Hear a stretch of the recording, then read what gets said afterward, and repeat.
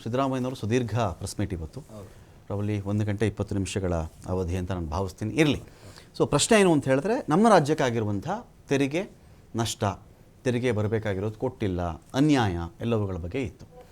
ಇದಕ್ಕೆ ಯಡಿಯೂರಪ್ಪನವರು ಕೂಡ ಒಂದು ಕೌಂಟ್ರಾಗಿ ಏನೋ ಒಂದಷ್ಟು ಮಾತಾಡ್ತಾ ಇದ್ರು. ಇಲ್ಲ 2026ವರೆಗೂ ಟೈಮ್ ಇದೆ, ಫಿನಾನ್ಸ್ ಕಮಿಷನ್ ವಿಚಾರಕ್ಕೆ ಸಂಬಂಧಪಟ್ಟಂತೆ ಇವ್ರು ಯಾಕೆ ಈಗಲೇ ಮಾತಾಡ್ತಾ ಇದ್ದಾರೆ, ಏನು ಕತೆ ಅಂತೇಳಿ ಏನು ಹೇಳಕ್ಕೆ ಬಯಸ್ತಿರೋದು ನೀವು? ಇಲ್ಲ ನೋಡಿ, ರಾಜ್ಯಕ್ಕೆ ಆಗಿರೋ ಅನ್ಯಾಯ ಬಗ್ಗೆ ವಿವರಣೆ ಕೊಟ್ಟಿರೋದು ಇವತ್ತು 14ನೇ ಹಣಕಾಸಿನ ಆಯೋಗ ಮತ್ತು 15ನೇ ಹಣಕಾಸಿನ ಆಯೋಗ. ಓಕೆ, ಇದು ಇವರು ಈಗ ಹೊಸದಾಗಿ ಬಂದಿರೋದು 16ನೇ ಹಣಕಾಸಿನ ಆಯೋಗ ರಚನೆ ಕೂಡ ಆಗಿದೆ. ಓಕೆ, ಅದರದ್ದು ಮುಂದಿನ ಬಗ್ಗೆ ಯೋಚನೆ ಮಾಡೋಣ. 14ನೇ ಹಣಕಾಸಿನ ಆಯೋಗದ ಪ್ರಕಾರ ರಾಜ್ಯಕ್ಕೆ ತೆರಿಗೆಯಲ್ಲಿ ಹಂಚಿಕೆ ಬರಬೇಕಾದ್ದು 4.71%. 15ನೇ ಹಣಕಾಸಿನ ಆಯೋಗದಲ್ಲಿ ಅದನ್ನು ಕಡಿಮೆ ಮಾಡಿ 3.64% ಇಳಿಸ್ಬಿಡ್ತಾರೆ. ಆ ಇಳಿಸೋ ಮುಖಾಂತರ ರಾಜ್ಯಕ್ಕೆ 62,000 ಕೋಟಿ ರೂಪಾಯಿ ನಷ್ಟ ಆಗುತ್ತೆ, ಕಡಿಮೆ ಆಗುತ್ತೆ. BJP is blaming that it is incapability of Mr. Siddaramaiah. He didn't explain it properly to the finance commission. Okay. If he is okay with it, ನಮ್ಗೆ ಅದು ಸಿಗ್ತಾ ಇತ್ತು. ಫಿನಾನ್ಸ್ ಕಮಿಷನ್ನ ಮುಂದೆ ರಾಜ್ಯ ಸ್ಥಿತಿಗತಿಗಳು ನಮ್ಗೆ ಏನು ಬರಬೇಕು ಅಂತ ಹೇಳಿ being a chief minister of Karnataka ಅವರು ಕರೆಕ್ಟಾಗಿ ಎಕ್ಸ್ಪ್ಲೈನ್ ಮಾಡಬೇಕಾಗಿತ್ತು. ಎಕ್ಸ್ಪ್ಲೈನ್ ಮಾಡಲಿಲ್ಲ, ಅದಕ್ಕೆ ಅಲ್ಲಿ ಪಾಲ್ ಕಡಿಮೆ ಆಯಿತು. ಇಲ್ಲ, 2017-18ರಲ್ಲಿ ಕೊನೆಯ ಕೇಂದ್ರ ಸರ್ಕಾರದ ಬಜೆಟ್ ನಮ್ಮ ರಾಜ್ಯದಲ್ಲಿ ಮನೆ ಸಿದ್ದರಾಮಯ್ಯ ಇದ್ದು. ಓಕೆ, ಅವತ್ತಿನ ಬಜೆಟ್ ಗಾತ್ರ ಕೇಂದ್ರ ಸರ್ಕಾರದ 21 ಲಕ್ಷ ಕೋಟಿ ರೂಪಾಯಿ. ಅವತ್ತು ರಾಜ್ಯಕ್ಕೆ ಬಂದಂಥದ್ದು ಡೆವಲ್ಯೂಷನ್ ಮತ್ತೆ ಸೆಂಟ್ರಲೈಸ್ ಸ್ಪಾನ್ಸರ್ಡ್ ಸ್ಕೀಮ್ಗಳಿಂದ ರಾಜ್ಯಕ್ಕೆ ಬಂದಿದ್ದು 47,000 ಕೋಟಿ ರೂಪಾಯಿ. ಓಕೆ, ಇವತ್ತು ರಾಜ್ಯದಿಂದ ತೆರಿಗೆ ಡಬಲ್ ಆಗಿದೆ. ಕೇಂದ್ರಕ್ಕೆ ಹೋಗೋದು 4,30,000 ಕೋಟಿ ರೂಪಾಯಿ ತೆರಿಗೆ ಹೋಗ್ತಾ ಇದೆ. ಓಕೆ, ಬಜೆಟ್ ಗಾತ್ರ ಕೂಡ ಡಬಲ್ ಆಗಿದೆ. ಕಳೆದ ವರ್ಷದ ಬಜೆಟ್ 45 ಲಕ್ಷ ಕೋಟಿ ರೂಪಾಯಿ. 21 ಲಕ್ಷ ಕೋಟಿಯಲ್ಲಿ 45 ಲಕ್ಷ ಕೋಟಿಯಲ್ಲಿ ಕರೆಕ್ಟ್. ನಮಗೆ ಬರ್ತಾ ಇರೋ ಡೆವಲ್ಯೂಷನ್ ಡಬಲ್ ಆಗಿದೆಯಾ? ಇಲ್ಲ. ಓಕೆ, ಇವಾಗ ನಮಗೆ ಬರುವಂಥದ್ದು ಕೇವಲ 50,000 ಕೋಟಿ ರೂಪಾಯಿ ಮಾತ್ರ. ಓಕೆ, ಸೊ ಇದ್ರೊಳಗೆ ಏನಾಗ್ತದೆ ಅಂದ್ರೆ 4,30,000 ಕೋಟಿ ನೀವು ಕೊಡ್ತೀರಿ, 1,30,30,000 ಕೋಟಿ ನೀವು GST ಕಟ್ತೀರಿ, 2,40,000 ಕೋಟಿ ನೀವು ನೇರ ತೆರಿಗೆ ಕಾರ್ಪೊರೇಟ್ ಟ್ಯಾಕ್ಸ್ ಎಲ್ಲ ಕಟ್ತೀರಿ. ಸೆಸ್ ಅಲ್ಲಿ 30,000 ಕೋಟಿ ಕಲೆಕ್ಷನ್ ಆಗ್ತದೆ. ನಮಗೆ ಬರ್ತಾ ಇರ್ತಕ್ಕಂಥದ್ದು ಕೇವಲ 50,000 ಕೋಟಿ ಮಾತ್ರ. ಈಗ ಜಾರ್ಖಂಡ್ ಅವ್ರಿಗೋ ಬಿಹಾರದವ್ರಿಗೋ ಅಥವಾ ನಿಮ್ಗೆ ಉತ್ತರ ಪ್ರದೇಶದವ್ರಿಗೆ ಅನ್ನ ಹಾಕಿಬಿಟ್ರೆ, ಆ ರಾಜ್ಯ ಜನಕ್ಕೆ ಸ್ವಲ್ಪ ಏನಾದ್ರು ಕೊಟ್ಟುಬಿಟ್ರೆ, ಹಿಂದಿ ಭಾಷಿಕ ರಾಜ್ಯಗಳಿಗೆ ನಿಮಗೆ ಸಂಕಟ, ಹೊಟ್ಟೆ ಉರಿ, ಅಲರ್ಜಿ, ಏನಾದರೂ ಬೇರೆ ಥರ ಪ್ರಾಬ್ಲಮ್ಸ್ ಏನಾದ್ರು ಆಗುತ್ತಾ ಅಂತ? ಇಲ್ಲ, ಖಂಡಿತ ಆಗಲ್ಲ.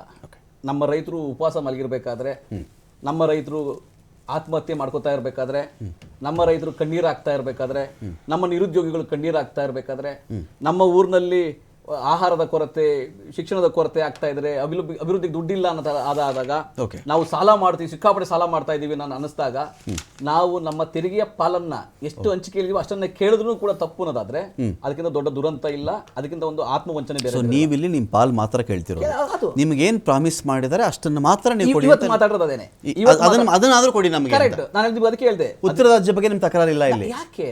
ಒಕ್ಕೂಟದ ವ್ಯವಸ್ಥೆ ನಾವು ನೋಡಿ, ಅಲ್ಲಿ ಬಟ್ ಅದಾನಿ ಅಂಬಾನಿ ಉತ್ತರ ಭಾರತದವರಲ್ಲ, ಅವ್ರಿಬ್ರು ಮಾತ್ರ ನೀವು ಗಮನ ಕೊಟ್ಟು ಮಿಕ್ಕಿದ ರಾಜ್ಯಗಳು ಕಡೆಗಣಿಸಬಾರ್ದು. ನೀವು ನಾವು ಉತ್ತರ ಭಾರತದಲ್ಲೂ ಅಭಿವೃದ್ಧಿ ಆಗಬೇಕು. ಅಖಂಡ ಭಾರತ ಅಲ್ಲ ಇದು, ಸಾರ್ವಭೌಮತೆ ಇದೆಯಲ್ಲ. ನಾವೇನ್ ಹೇಳಿದ್ವಿ, 14ನೇ ಹಣಕಾಸು 15ನೇ ಹಣಕಾಸಿನ ವ್ಯತ್ಯಾಸದಲ್ಲಿ 62,000 ಕೋಟಿ ರೂಪಾಯಿ ಕೋತಾ ಆಯ್ತು ನಮಗೆ. ಅವಾಗ 3 ಮುಖ್ಯಮಂತ್ರಿಗಳಿದ್ರು. ಒಂದು ಮಾನ್ಯ ಕುಮಾರಸ್ವಾಮಿ, ಮಾನ್ಯ ಯಡಿಯೂರಪ್ಪ, ಮಾನ್ಯ ಬೊಮ್ಮಾಯಿ. ಕೇಂದ್ರ ಸರ್ಕಾರ ಕೂಡ ಒಪ್ಕೊಂತು, ನಿಮ್ಗೆ ತಾರತಮ್ಯ ಆಗ್ತಾ ಇದೆ, ನಷ್ಟ ಆಗ್ತಾ ಇದೆ, ಅದಕ್ಕೆ ನಾವೇನ್ ಮಾಡ್ತೀವಿ, ಮಧ್ಯಂತರವಾಗಿ ನಿಮ್ಗೆ 5,495 ಕೋಟಿ ರೂಪಾಯಿ ಕೊಡ್ತೀವಿ ಅಂತ ಹೇಳಿ 15ನೇ ಹಣಕಾಸಿನ ಆಯೋಗ ಹೇಳ್ತು. ಎರಡು ಮುಖ್ಯಮಂತ್ರಿ ಇದ್ರು ಅವಾಗ, ಮಾನ್ಯ ಯಡಿಯೂರಪ್ಪನವರು, ಮಾನ್ಯ ಬೊಮ್ಮಾಯಿ ಅವರು.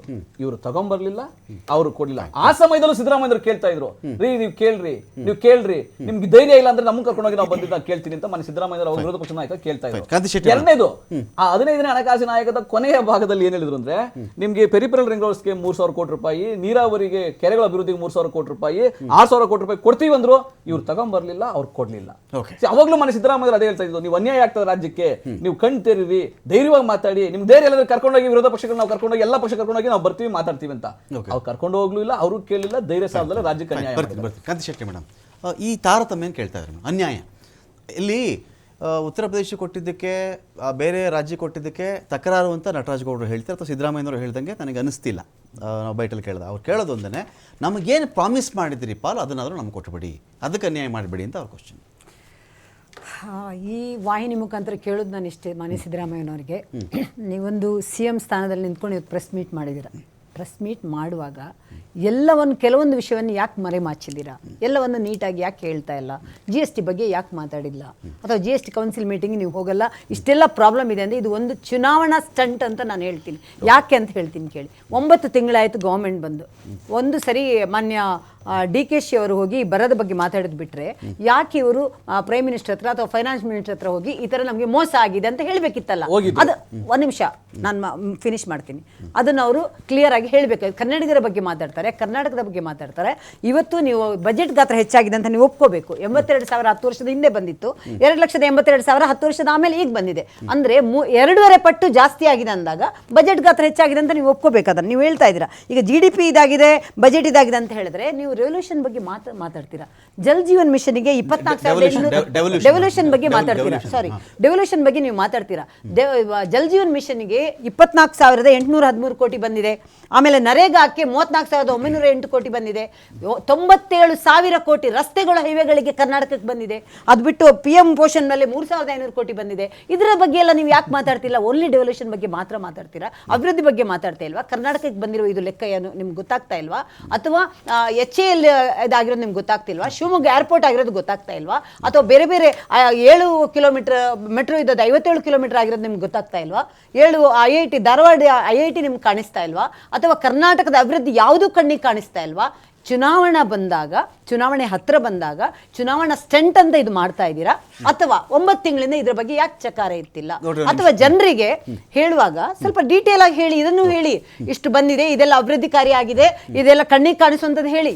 ಬರೀ ಈ ತರ ಜನರ ನೋಡಿ, ಜನರಿಗೂ ಅರ್ಥ ಆಗುತ್ತೆ. ಅಭಿವೃದ್ಧಿ ಕಾರ್ಯಗಳು ಜನರಿಗೆ ಕಾಣಿಸ್ತಾ ಇದೆ. IIT ಕಾಣಿಸುತ್ತೆ, HAL ಕಾಣಿಸುತ್ತೆ, ರಸ್ತೆಗಳು ಕಾಣಿಸ್ತಾ ಇದೆ. ಮೈಸೂರು ಬ್ಯಾಂಗ್ಳೂರು ರಸ್ತೆ ಇದು ಮಾಡ್ತಾ ಇರೋದು ಕಾಣಿಸ್ತಾ ಇಲ್ವಾ? ಶಿವಮೊಗ್ಗ ಏರ್ಪೋರ್ಟ್ ಆಗಿರೋದು ಕಾಣಿಸ್ತಾ ಇಲ್ವಾ? ಬೆಂಗಳೂರು ಟರ್ಮಿನಲ್ 2 ಆಗಿರೋದು ಕಾಣಿಸ್ತಾ ಇಲ್ವಾ? ಅಥವಾ ಬೇರೆ ಬೇರೆ ಯೋಜನೆಗಳು, ರಸ್ತೆಗಳು, ನಾನು ಹೇಳಿದಂಗೆ 97,000 ಕೋಟಿ ಹೈವೇ ರಸ್ತೆಗಳಿಗೆ ಬಂದಿದೆ. ಅದೇನು ಎಲ್ಲ ಕಡೆ ನೋಡಿ, ಇಡೀ ಕರ್ನಾಟಕ ಮಾತ್ರ ಅಲ್ಲ, ಇಡೀ ಇಂಡಿಯಾದಲ್ಲಿ ಹೈವೇಗಳ ಬಗ್ಗೆ ನೋಡಿ, ಅದು ಯಾವುದು ಕಣ್ಣಿಗೆ ಕಾಣಿಸ್ತಾ ಇಲ್ವಾ? ಇಷ್ಟೆಲ್ಲ ನೀವು ಮಾತಾಡ್ತಿದ್ದೀರಲ್ಲ, ಒಂದೇ ಭಾರತ್ ಟ್ರೈನ್ ಕಾಣಿಸ್ತಾ ಇಲ್ವಾ?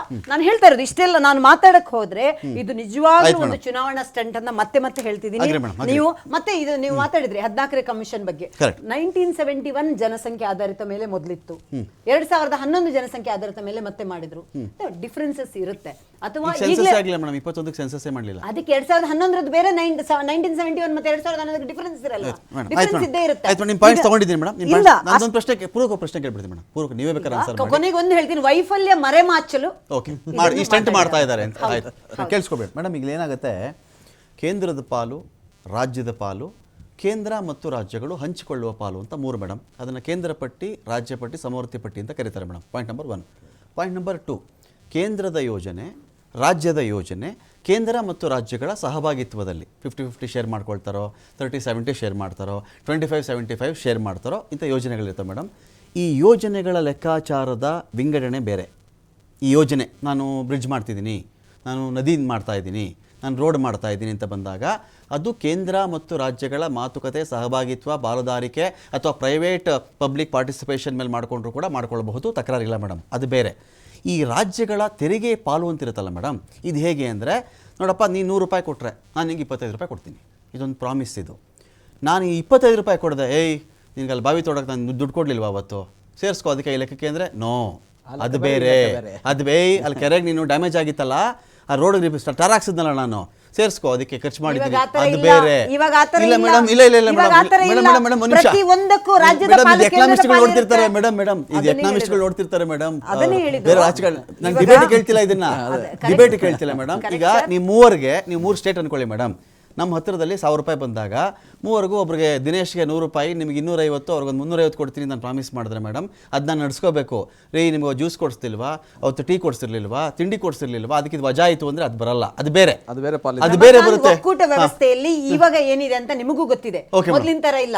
10,000 ಪ್ರತಿ ಒಂದು ಇದ್ರಲ್ಲೂ ಈಗ ಯಾವುದಕ್ಕೂ ನೀವು ಹೇಳಿದ್ರೆ ಆಸ್ಪತ್ರೆ ಕಟ್ಟಕ್ಕೆ ಹಾಕಿದ್ದು ರಸ್ತೆ ಮಾಡಕ್ ಆಗಲ್ಲ, ಯಾವ ಪ್ರಾಜೆಕ್ಟ್ ನಾನು ಅದು ಹೇಳ್ತಾನೆ ಇಲ್ಲ, ರಸ್ತೆ ಮರ್ಜ್ ಮಾಡ್ತಿಲ್ಲ ಮೇಡಮ್. ನಾನು ಆ ಯೋಜನೆಗಳ ಭಾಗ ಬೇರೆ, ನಿಮಗೆ ನೇರವಾಗಿ ನಗದು ಕೊಡೋ ವಿಚಾರ ಇರ್ತದಲ್ಲ ಮೇಡಮ್. ನೀನು ತಗೊಳಪ್ಪ ನಿನ್ ಪಾಲು, ಖಂಡಿತವಾಗ್ಲೂ ಇದೆ. ನೀನು 4 ಲಕ್ಷ ಕೋಟಿ ಕಟ್ಟಿದ್ಯಪ್ಪ, ತಗೋ 1 ಲಕ್ಷ ಕೋಟಿ, ತಗೋ 50,000 ಕೋಟಿ, ಅದು ಬೇರೆ ಬರುತ್ತೆ ಮೇಡಮ್. ಮಾನ್ಯ ಸಿದ್ದರಾಮಯ್ಯನವರು 23-24ಕ್ಕೆ ಬಜೆಟ್ ಮಂಡನೆ ಮಾಡುವಾಗ 2,32,410 ಕೋಟಿ ಸಂಗ್ರಹ ಆಗುತ್ತೆ ಅಂತ ಹೇಳ್ತಾರೆ. ಏನಕ್ಕೆ ಇದು?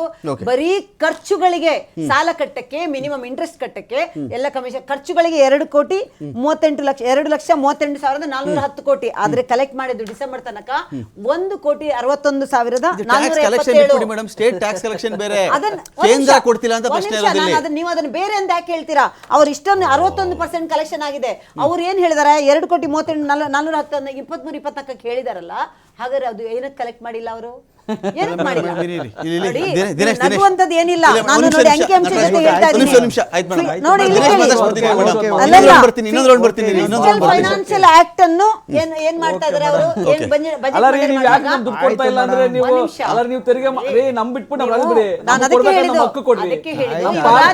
ಭಯ ಸ್ಟಾರ್ಟ್ ಆಗಿದೆ.